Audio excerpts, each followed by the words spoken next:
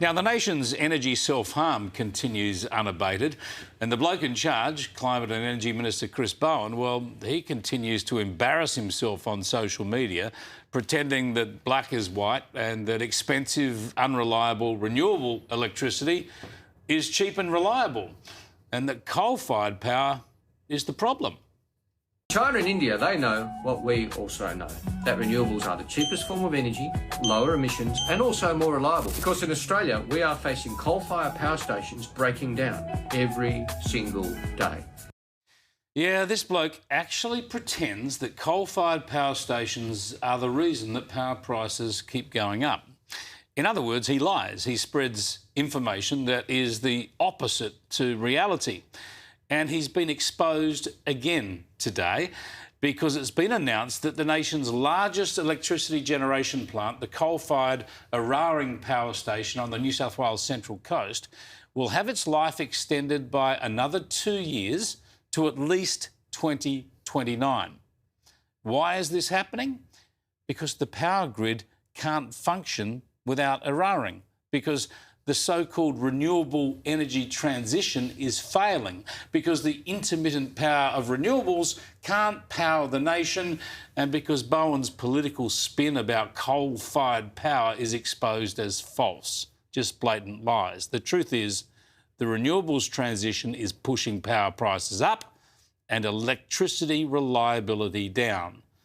And the only person who thinks this is funny is the minister in charge. OK, let's go. As of today, Australians have installed 200,000 home batteries since 1 July last year.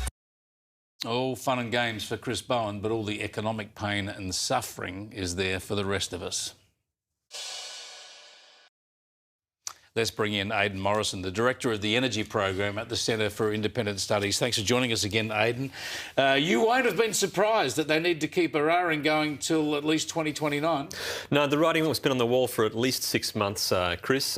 Basically, the system operator, AEMO, and also Transgrid have told us very clearly the system won't be stable and we are at risk of blackouts if we don't have Eraring extended. So we knew this was coming. The question is, when would the government finally be honest about it?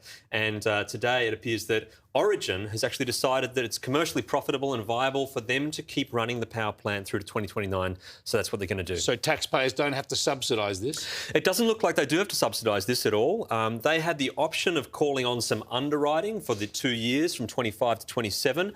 Didn't call on it. Rather have their profits uncapped than have their losses covered, right? So that shows you how profitable and how commercially viable this power station is, as it continues to provide quite low-cost energy to the overall system, and they'll do some more to 2029. You can't hide reality in this space, right? When you talk about electricity prices, we see the bills, people know what's going on. When it comes to actually reliability, people either have the power or they don't.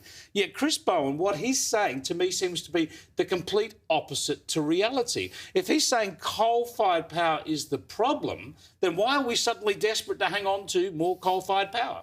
That's right. And the other question is why is it that no one off their own bat is putting their own money to invest in new renewable energy?